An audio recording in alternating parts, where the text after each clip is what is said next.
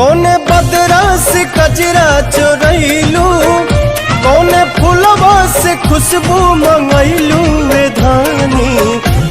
किए हो धनी जिया छछनावेला छागल न दुनिया पागल कैले बा।